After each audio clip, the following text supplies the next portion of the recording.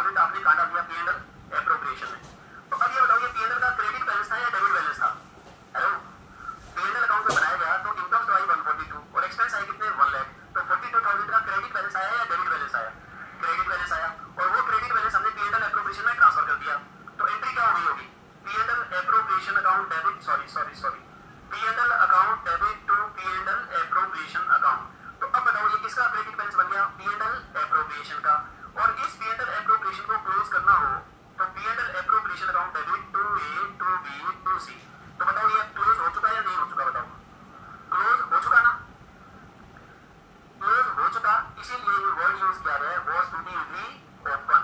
ये कहता है जो P&L का जो क्रेडिट बैलेंस था ना वो हम ऑलरेडी क्लोज कर चुके हैं, मतलब ऑलरेडी हम डिवाइड कर चुके हैं। और किस रेशियो में कर चुके होंगे भाई? वो रेशियो में कर चुके होंगे, किस रेशियो में? 3:1। कहता है ये काम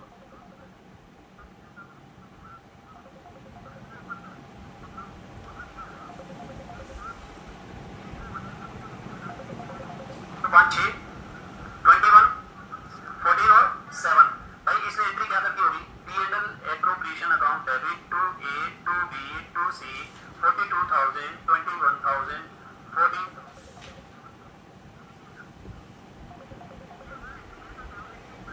ये वो एंट्री है तो ये लोग कर चुके हैं।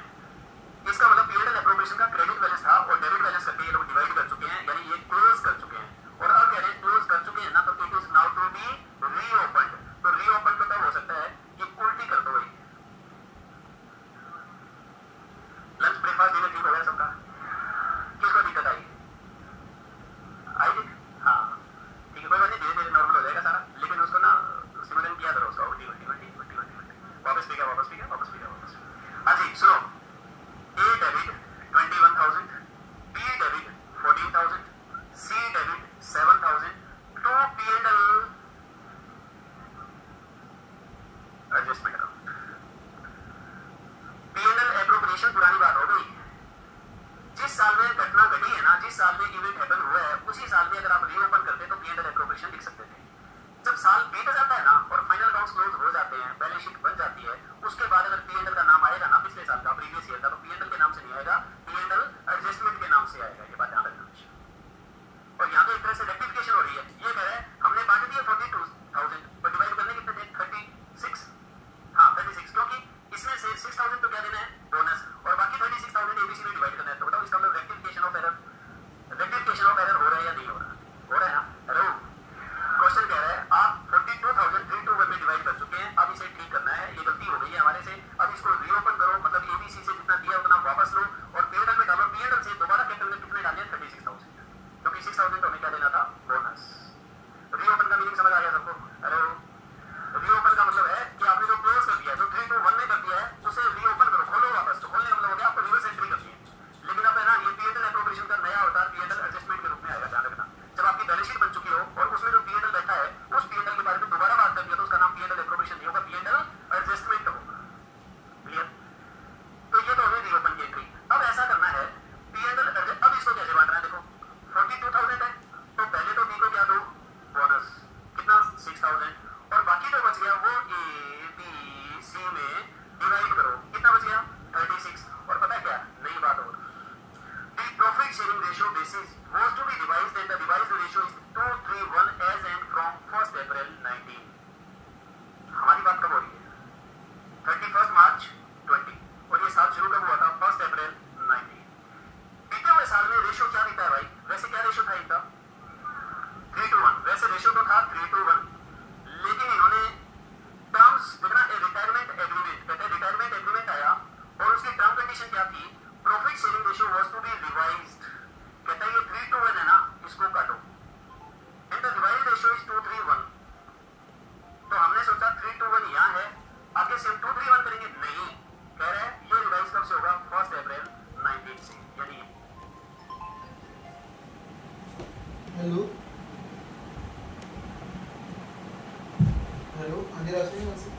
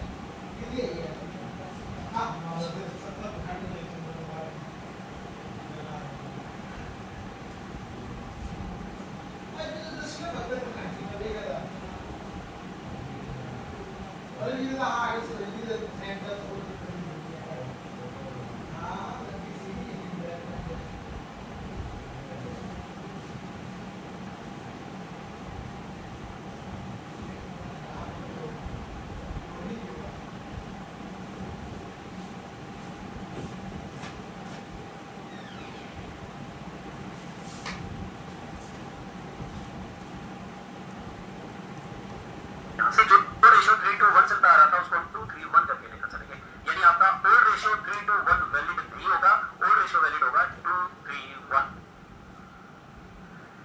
इसका मतलब इस 36,000 को किस रेशियो में बांटना है, कोई बात नहीं, गिनती कर लेंगे। पॉइंट समझ आ गया क्या? सुनिए ध्यान से, कह रहा है जो 42,000 आप 3:1 में डिवाइड कर चुके हो वो पहले तो रीओपन करो, उसको वापस लो। एबीसी को आप 3:1 में दे चुके हो ना, वापस ले लो वहां से। तो आपने क्या किया, एबीसी को डेबिट कर दिया। पहले आपने उनकी कैपिटल बढ़ाई थी, अब आपने क्या कर दी, कम कर दी, रिड्यूस कर दी कैपिटल को, और उसके नाम से पीएनएल एडजस्टमेंट बिठा दिया। पीएनएल एप्रोप्रिएशन को दोबारा बना नहीं सकते क्योंकि वो साल जा चुका है, बैलेंस शीट बन चुकी है। तो अब पीएनएल को रीओपन करना, तो हम पीएनएल एडजस्टमेंट वर्ड यूज करेंगे। फिर कहता है अब इस गलती को कैसे ठीक करना है कि इस पिछले साल में जस्टिफाइड बात हुई कि मिस्टर डी ने एक्स्ट्रा वर्क किया था, उसके लिए उसको बोनस, सैलरी टाइप होता है बोनस। बोनस आपको पता होगा कि सैलरी के अलावा एडिशनल जो दिया जाता है उसे बोनस कहते हैं, ठीक है ना। आपने काम किया 5,000 का, आपको खुश होकर 6,000 दिए जाते हैं, तो 1,000 रुपये क्या हो गया, बोनस हो गया।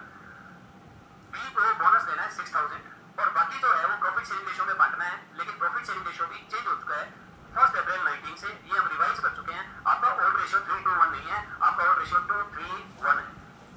क्या मेरी बात समझ आ गई सबको? अब बोलो, जो 9 से बोला था वो बच्चे बोलो, शाबाश। हाँ जी बोलो बच्चे, हाँ जी। 3:1 कौन सी रेशियो है? न्यू रेशियो जो देखो जो इनका बिजनेस चल रहा था पहले से वो चल रहा था 3:1, ये ओल्ड रेशियो था। ये देखो 1 अप्रैल 19 और 31 मार्च 20, यहाँ पर ए बी सी 3 पार्टनर थे, ए रिटायर हो गए, रेशियो क्या था 3:1। अब वैसे देखा जाए तो ए रिटायर हो गया तो फ्यूचर का रेशियो क्या हो गया 2:1। लेकिन ये कह रहे हैं, ये तो बात की बात है, ये तो हम बाद में बताएंगे। ये जो आपका ओल्ड रेशियो चलता आ रहा था ना 3:1, इसको भी हम रिवाइज करते हैं। ये कितना रहेगा 2:3:1। ओल्ड रेशियो रिवाइज हो गया, ओल्ड रेशियो रिवाइज हो गया। कहता है ओल्ड रेशियो 3:1 इनवैलिड माना जाए और 2:3:1 को वैलिड माना जाए। हाँ, फ्यूचर में बी और सी का रेशियो क्या रहेगा वो हम आगे बात करते हैं, वो अलग बात है। लेकिन जो आप ओल्ड रेशियो के दिमाग में ना कि 3:1 का होगा वो 2:3:1 हो चुका है। हाँ जी, जिंदा हो सारे, थोड़ा सा एहसास करो, ये लाइन बड़ी मुझे लगती है, जिंदा हो सारे। अब ये दोनों लाइनें बनी, चलो मतलब तुमने इक्वेशन बराबर रखनी है।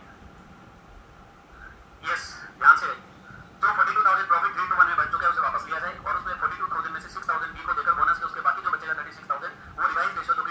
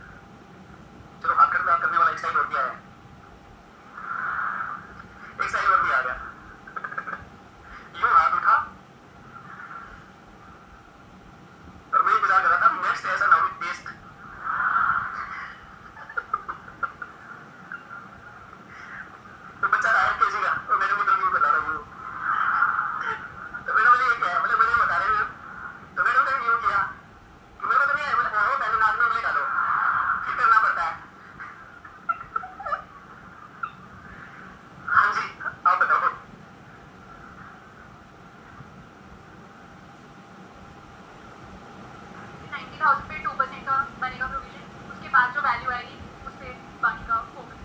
क्वेश्चन क्या था तुमने क्या पूछा? आपने इतने बड़े सवाल का जवाब दिया, कमेंट मत करना जिंदगी में। ये तो मैंने बता रखा है। अरे सवाल क्या पूछा था? हाँ खुद का माइक। सर जो प्रॉपर टैंक है वो ए बी सी तीनों पे टैंक है शाबाश, और जो बाकी 1% बनेगा वो बी और सी पे। वेरी गुड, बहुत अच्छे। देखो भाई इन्होंने जवाब देता नहीं, शाबाश, बहुत अच्छे। बस आगे नहीं वरना बचने लगे। सुनो, 2% जो प्रोविजन बनाने का फैसला हुआ है वो ए बी सी तीनों का हुआ था, दैट इज अंडर रिवैल्यूएशन। और जो 6% तक ले जाने का फैसला हुआ है यानी उसे 4% और एक्सटेंड करने का फैसला हुआ है, that is between B and C only. समझ रहे हो बात को? तो 4% का जो लॉस है वो कौन भुगतेगा? बी एंड सी। पता है क्यों? ये देखो, B and C agreed as between themselves to continue the business sharing in the ratio 3:1 and decided to retain fixed in the book value and revised value and increase the provision for doubtful debts to 6%। ये बातें किस-किस के बीच में हुई है? B और सी के बीच में। और ऊपर वाला जो 2% हुआ है वो रिटायरमेंट की कंडीशंस थी। लेकिन देखिए होगी आपने कि रिटायरमेंट एग्रीमेंट बना और उसकी टर्म कंडीशंस ये थी। समझ रहे हो बात को? हेलो, तो 2% आएगा रिवैल्यूएशन में और 4% सिर्फ बी और सी क्लियर करें। क्लियर है चीज? चलो आगे बढ़ो। उसके बाद ये बोला कैपिटल एडजस्टमेंट आ गई। Total capital of the firm will be 3 lakhs as before to be maintained in the new ratio as between B and C। अच्छा, total capital of the firm will be 3 lakhs as before। as before का मतलब क्या है? as before का मतलब ये हो गया, ये देखो पहले भी कैपिटल कितनी थी? 150, 1 लाख और 50, टोटल कितनी थी? 3 lakhs। बस आगे से ये क्या रहेगी? बी और सी के बीच में रहेगी। रेशियो क्या रहेगा? रेशियो इनका नया रेशियो क्या बताया? 3:1। 3:1 तो कितना हो गया देखने पर? 225,000 और 75,000। डेफिसिट और सरप्लस को हम एडजस्ट कर लेंगे। टोटल कैपिटल हो जाएगी। Total capital A B C की थी ना, वही बी एंड सी की रहेगी। रेशियो जो न्यू रेशियो हो रहेगा। क्लियर? चलो अब सॉल्व करते हैं फटाफट। हाँ, किसी का कोई सवाल है तो पूछिए। ये मैंने क्वेश्चन पढ़ा है अभी, तो आंसर लिखा नहीं। हो गया क्लियर सबको? चलिए बाकी बीच में पूछ सकते हैं आप। अच्छा मुझे याद दिला देना, पुराने जमाने के हिसाब से क्वेश्चन को सॉल्व करते तो आंसर क्या होता है, वो आंसर मैंने आपको नोट करवा दूंगा। उसे करके देख लेना रफली, ताकि एग्जाम के अंदर पुराना क्वेश्चन भी आ जाए तो आप कर सकें उसे। ठीक है, याद दिला देना बस।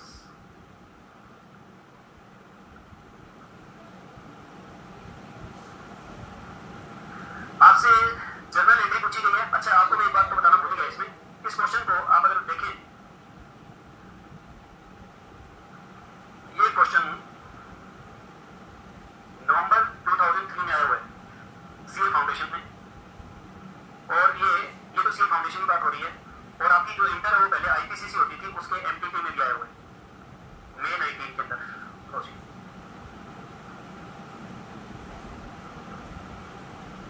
हाँ जी, एकदम हाँ बोलो। क्वेश्चन में वो कंफ्यूजन होती है कि लास्ट 5 इयर्स का अगर एवरेज प्रॉफिट निकालना है तो हम करंट ईयर के प्रॉफिट को इंक्लूड करेंगे। हाँ प्रीवियस फाइनल उसमें लेंगे करंट ईयर को, बिल्कुल। ये तो बीत गया ना साल, बीतने के बाद हम कह रहे हैं कि अब आगे के लिए एडमिशन दे रहे हैं, तो आगे के लिए एडमिशन दे रहे हैं तो तुरंत प्रीवियस ईयर लेना है अपने को। हाँ जी, यस। एवरेज बताइए।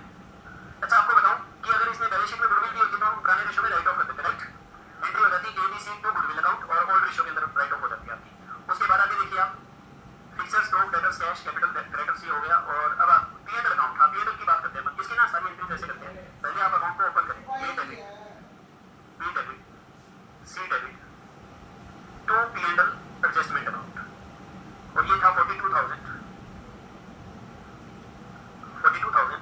और बताओ जी रेशियो 3:1 बताना कितना कितना बता रहे थे? 21, 14 और 7। PNL account of previous year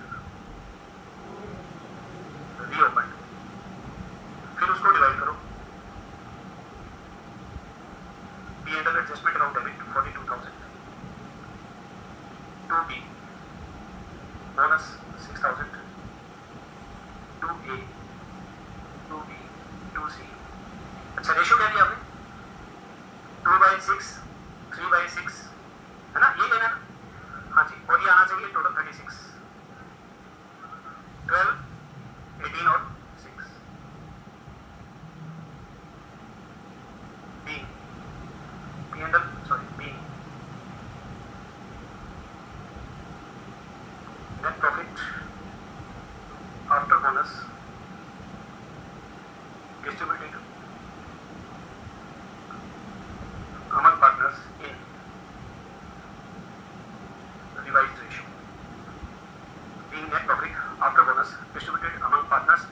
revised ratio.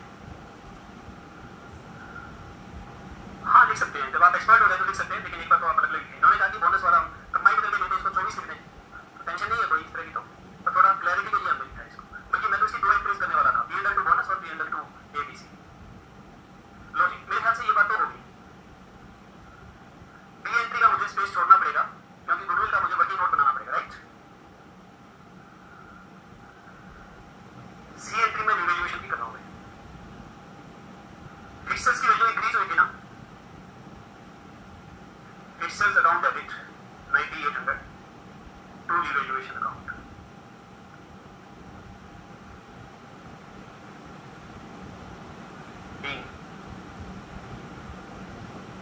Increase in value of asset on revaluation. Loss हुआ प्रोविजन का, revaluation account debit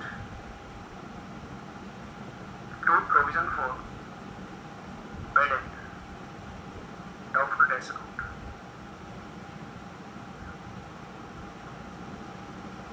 mean provision on debtors created on rupees 90,000 at the rate of 2% ना 1800। अब बताओ प्रॉफिट हुआ loss, revaluation account debit 8000। पता लग गया होगा सबको, 9800 का प्रॉफिट और 1800 का लॉस, तो 8000 का क्या हो गया profit. Revaluation account debit to A to B to C। हाँ जी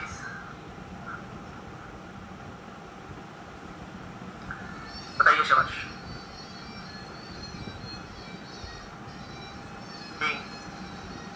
profit on revaluation distributed in, हाँ जी बताइए। 2667 लिखोगे फिर तो। रेशो बताइए क्या लोगे। हाँ 2:3:1, क्योंकि ओल्ड रेशो ये है, अब उस ओल्ड रेशो को आप भूल जाएंगे बिल्कुल, ठीक है ना। जब रिटायरमेंट की कंडीशन के अंडर ये रिवाइज हुआ है तो आप रिवाइज रेशो लेंगे ओल्ड, ठीक है ना। हाँ 2667 यस 4001, अच्छा पूरे 4000 आगे लो रिवैल्यूएशन प्रॉफिट हो गया। अच्छा मुझे ये बताइए रिवैल्यूएशन अकाउंट पूछा है क्या, नहीं। अच्छा जी नेक्स्ट वन। अच्छा जो भी पैसा दिया जाएगा B देगा जी, जो भी पैसा A को दिया, सॉरी जो भी पैसा B को दिया जाएगा, जो भी पैसा A को दिया जाएगा वो B देगा, तो आप क्या करेंगे। That amount payable to A shall be paid by B, बताइए क्या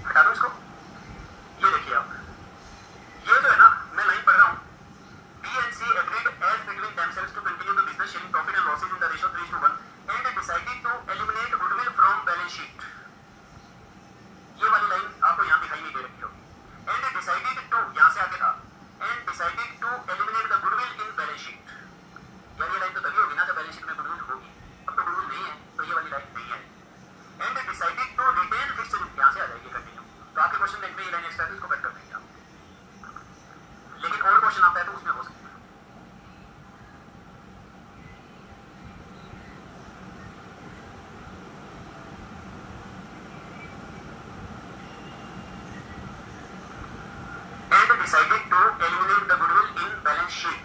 ये लाइन लिखी हुई आ सकती है लेकिन नहीं आएगी अगर बैलेंस शीट में गुडविल नहीं है तो अब ये लाइन कंटिन्यू हो जाएगी. And decided to retain picture at book value at revise value जो रिवाइज थी and increase the provision for doubtful debt 6% और कहता है 6% का प्रोविजन और बढ़ाओ. अब बताओ प्रोविजन बढ़ाने से लॉस हुआ या प्रॉफिट हुआ? लॉस हुआ ना. अब कोई भी लॉस होगा तो वैसे तो रिवैल्यूएशन में आना चाहिए लेकिन रिवैल्यूएशन तो रिटायरमेंट वाली बात हो गई. अब ये बेचारे अपने आप में चेंजेस कर रहे हैं तो इसके दो ऑप्शन है आपके पास. आप ऐसा कर सकते हो कि P&L एडजस्टमेंट अकाउंट खोल लो एक बार. साल के बीच में कभी भी P&L की बात हो ना तो P&L एडजस्टमेंट बोलना है आपने और बाद में ये P&L एडजस्टमेंट P&L अकाउंट से राइट ऑफ हो जाता है. तो आप एक तो कर सकते हो P&L adjustment account debit to provision for bad and doubtful debts 3600 बनाना था ना और फिर ये P&L एडजस्टमेंट किसमें डिवाइड हो जाएगा BC2 P&L एडजस्टमेंट. ये राइट ऑफ हो जाएगा 3600 और ये क्या रेशियो क्या था? फिर रेशियो 1 3 और 1 4 तो कितना 2700 और 900. एक तो ये ऑप्शन है आपके पास कि आप टेम्परेरी लेवल पे क्या करेंगे P&L एडजस्टमेंट अकाउंट ओपन कर लेंगे और एक ये ऑप्शन है कि आप छोड़ो ना यार B debit C debit to provision for bad and doubtful debts. Ultimately B और C में भुगतना है ना तो भुगता दो यार क्योंकि कैपिटल में से पैसे काट लो बस. आपके स्टडी में डायरेक्ट एंट्री की हुई है. आप ये एंट्री कर सकते हो और डायरेक्ट भी कर सकते हो. हम स्टडी में एंट्री को सहयोग देंगे. क्लियर? चलिए हाँ जी.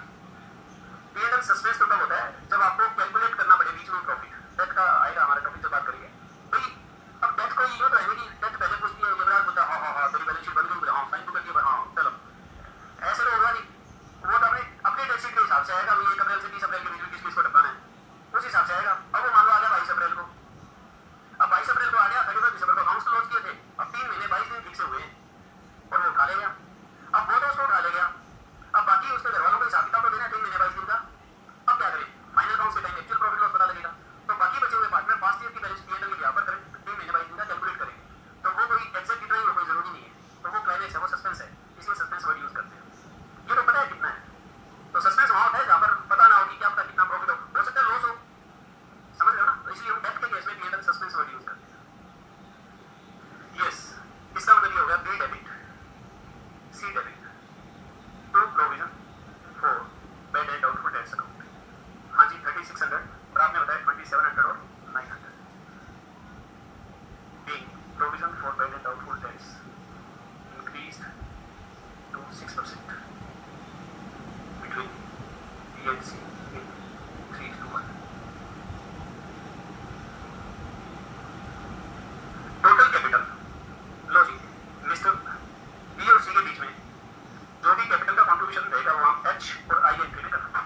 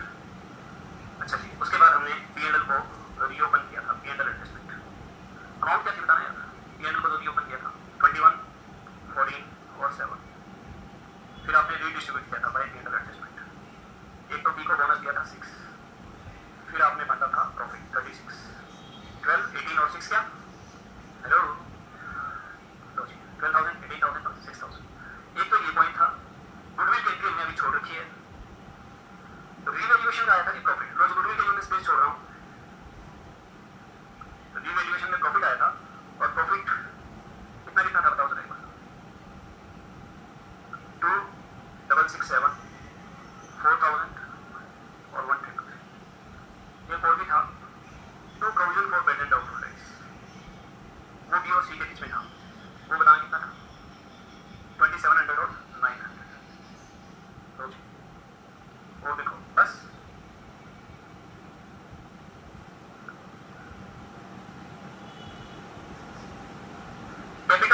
भी है क्वेश्चन के अंदर, तो हम थोड़ा सा इसको स्ट्रेच कर लेते हैं।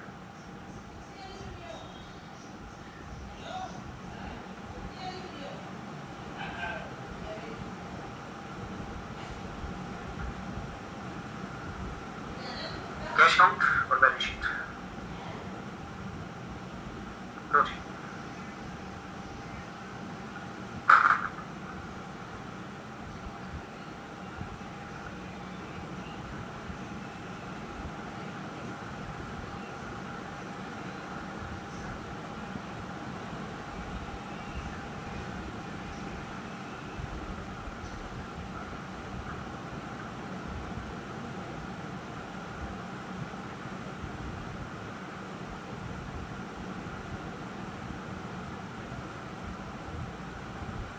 हाँ जी, थर्ड नंबर पे ना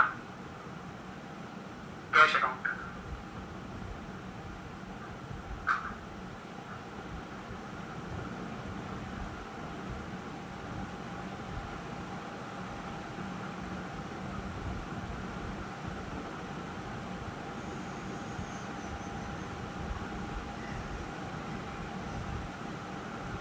यस, कैश है जी 50,000 और अभी इसके अलावा हमारे पास कोई इंफॉर्मेशन नहीं है, तो बना के छोड़ेंगे क्या डाल।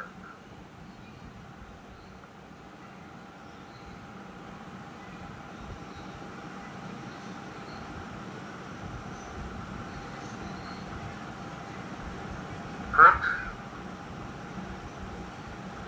Balance sheet has on date पे क्या 31 मार्च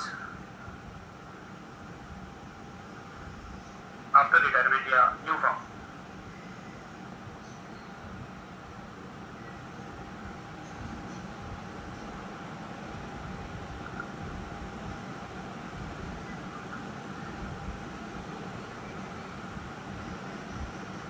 yes, fixtures revised book value पर ही लेना है, दैट इज 39,800। फिर उसके बाद क्या हमारे पास स्टॉक।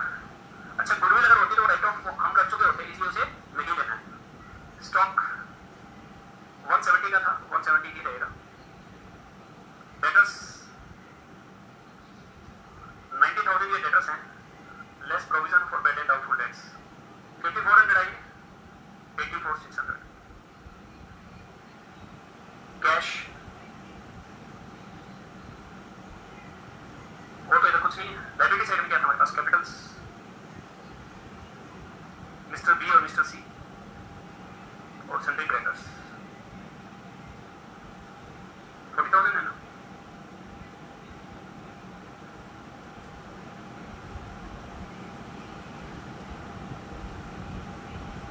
What else?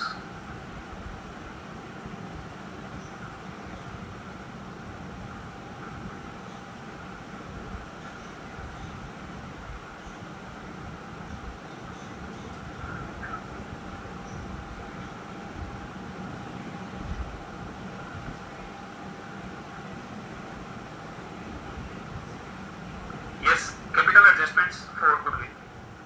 फर्स्ट तो ये लिखना है ना, ए सबसे पहले कैलकुलेशन ऑफ गुडविल। हाँ जी, एवरेज प्रॉफिट्स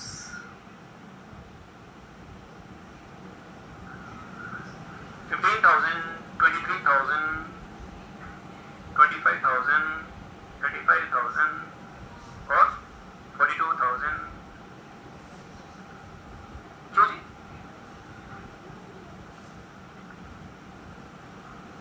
वेरी गुड, काफी अच्छा क्वेश्चन है। कितने साल है? 5 है क्या? देखो एक बार कितना आया।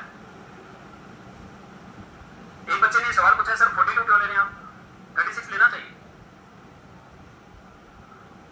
गुडविल कैलकुलेट करने के लिए कितना प्रॉफिट इफेक्टिव रहा होगा, 42 या 36? सब कुछ हालात सही होते हैं। ये तो क्या है, रिटायरमेंट की स्कीम के अंदर किया गया ना सब कुछ रिवाइज, कि हम उसको बोनस देंगे, रेशियो हमारा ये रहेगा। गुडविल तो है ना एक मैथमेटिकल कैलकुलेशन है कि कुछ भी ना होता आज के दिन, तो बताओ गुडविल कितनी होती है। गुडविल रिटायरमेंट के राइट कंपेयर होती है क्या? हेलो, जब पार्टनर रिटायर हो रहा है ना, तो उससे पहले ही गुडविल डिसाइड हो जाती है कि आज के दिन हमारी गुडविल है। रिटायर ना होता तो भी गुडविल कैलकुलेट करते हैं हम। तो गुडविल जो है ना एक न्यूट्रल स्पेस के अंदर हमें कैलकुलेट करना है। हमें नहीं सोचना रिटायरमेंट हो गई, डेथ हो गई, एडमिशन हो गया, टर्म कंडीशन चेंज हो गई, ये बातें गुडविल कैलकुलेट करते वक्त नहीं सोचनी है आपने। बात समझ आ रही है क्या? गुडविल तो एक कमाए गए प्रॉफिट का इफेक्ट है, जो रिटायरमेंट होती तो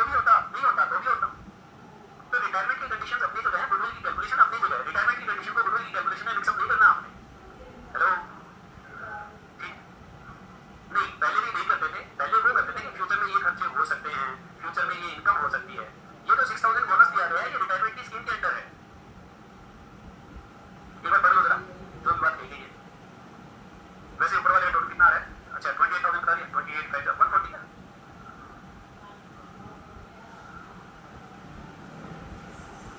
36,000 और 6,000 जो इफेक्ट है वो रिटायरमेंट की टर्म्स एंड कंडीशन के अंदर है। गुडविल हमारी 42,000 से ही बनी होगी। ये रीओपन करना, बोनस देना, ये सारा का सारा हमारे रिटायरमेंट की टर्म कंडीशंस को पूरी करने के लिए था। आप क्वेश्चन को अलग छोड़ दो और प्रॉफिट अलग से ले लो। गुडविल कैलकुलेट करने के लिए प्रॉफिट बताओ 42 लोगे या 36 लोगे।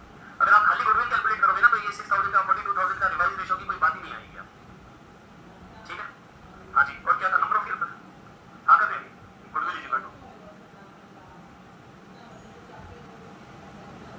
28,000 into 2 years rupees 56,000। और क्या लिखा हुआ देखो, देखो yes calculation of gaining ratio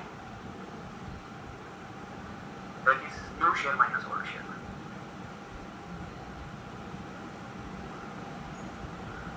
mister A retire हो रहा है क्या?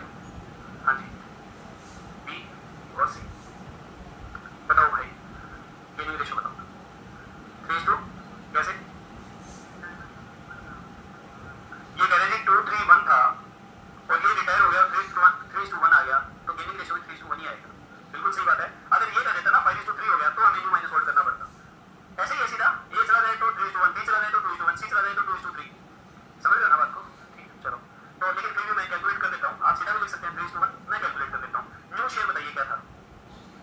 3/4 माइनस ओल्ड रेशियो क्या था? 3/6 कितना आ गया? 24। 18 माइनस 12 6/24 और ये कितना? 1/4 minus 1/6 is equal to 24। 6 minus 4 2/24 क्या आ गया? 3:1। ये ध्यान रखना है कि आपने न्यू रेशियो 3:1 ही लेना है, ओल्ड रेशियो आपने 2:3:1 लेना है। जो रिवाइज रेशियो ना वो लेना है। ओल्ड रेशियो मर चुका, जैसे ही पता चला ना कि रिवाइज हो गया रेशियो, बस ओल्ड रेशियो तो पहले था वो मर चुका, और जो रिवाइज वाला ओल्ड है वो लेना आपने। 1 अप्रैल 19 से तो दिया गया। So, his share in goodwill that is rupees 56,000 into बताना यार ए का शेयर कितना था? 2/6 rupees 18,667 कर दो will be given by B and C in 3:1।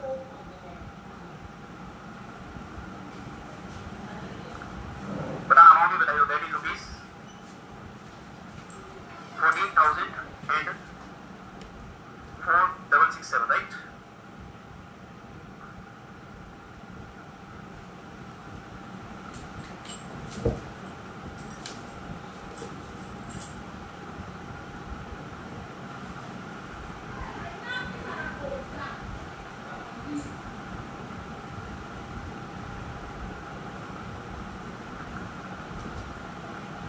हाँ जी बताइए, हटा दो इसको। यस, एक तो मेरी जर्नल एंट्री कंप्लीट पड़ी है, उसको ठीक करता हूँ मैं। ये वाली ठीक है, ये थी ना गुडविल वाली एंट्री। हाँ तो बी डेबिट 14,000, सी डेबिट 667 क्या 4667 टू ए 18,667 ये बनता है ना। B is share in goodwill adjusted। C working note, yes working note number बताना 1। ये वाली एंट्री मैंने अभी की है भाई, बी पार्ट एंट्री।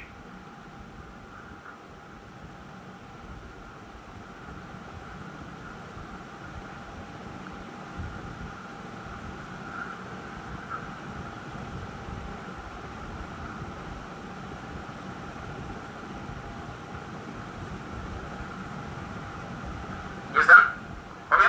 हाँ जी इन्होंने हमें बोला था कि the amount payable to A, पास करो माइक को। the amount payable to A was given by, shall be given by B।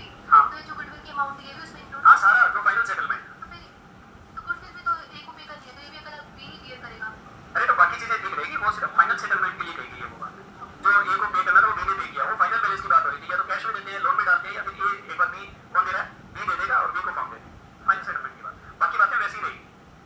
ये क्या लिखो? बाय बी बाय सी, ए के अंदर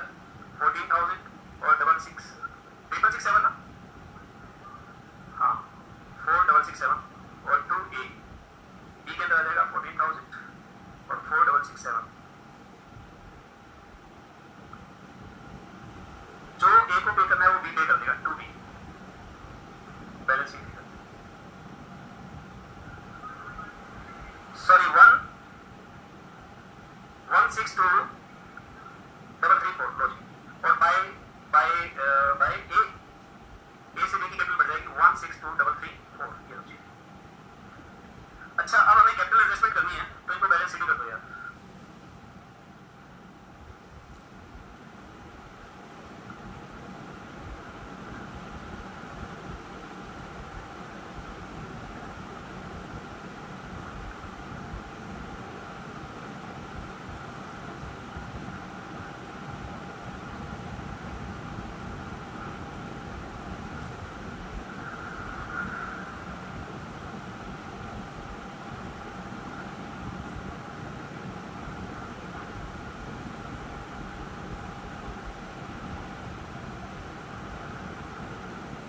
सॉरी 259,634 यस 447 बस इतना ही।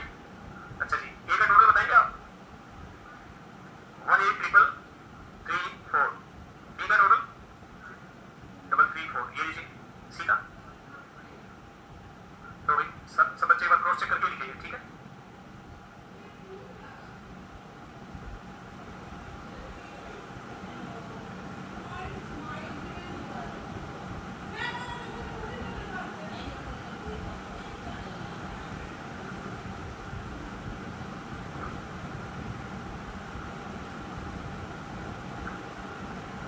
वर्किंग नोट एक ही बनाया गया हमने, तो वर्किंग नोट 2 में हम कैपिटल एडजस्टमेंट कर देंगे।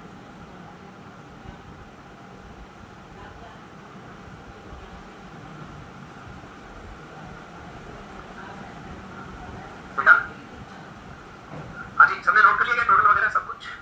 ठीक है, मैं वर्किंग नोट 2 में आ रहा हूँ। Capital adjustments, total capital of new form rupees 3 lakhs, तो बी का बीस कैपिटल 3 lakhs का 3/4 2,25,000 और सीज कैपिटल 3 lakhs रुपीज लिख लेना भाई आगे 1/4 75,000।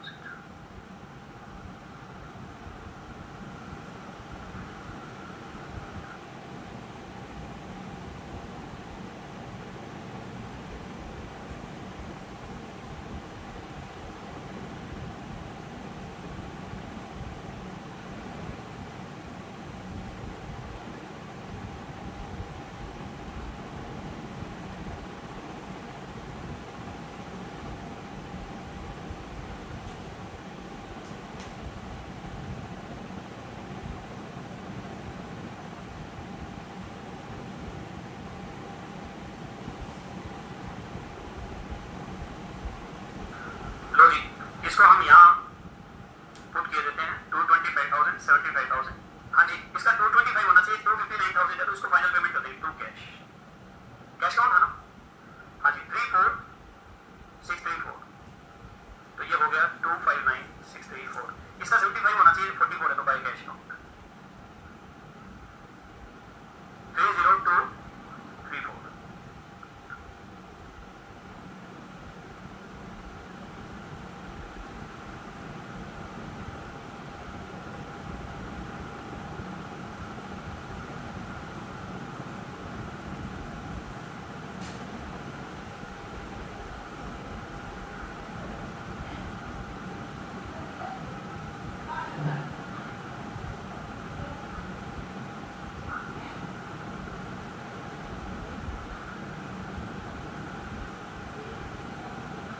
Is done?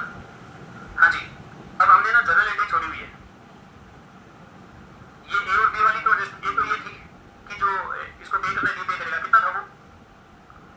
अरे उसको लो 162,334 162,334 ये तो थी फाइनल सेटलमेंट।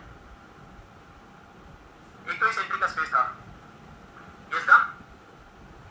और फिर उसके बाद हाँ जी एक बंदे से कैश मंगवाई गई, है कैश अकाउंट यार तो कौन ले गया? मैं पढ़ी है ना बस।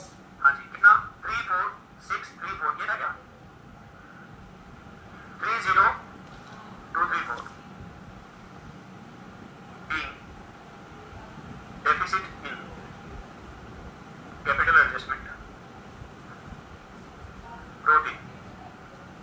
बी को पे किया ना, बी डेबिट टू कैश, बताना मेरा 34634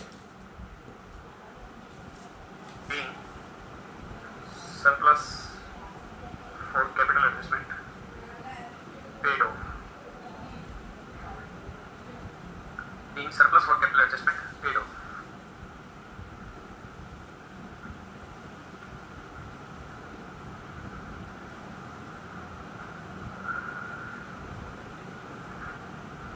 Is done?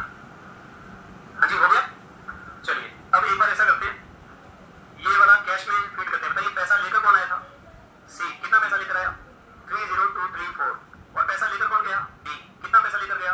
34634। तो आपके पास बैलेंस बच गया बैलेंस शीट पे 45600। तो ये हो गया 80234 80234 ये।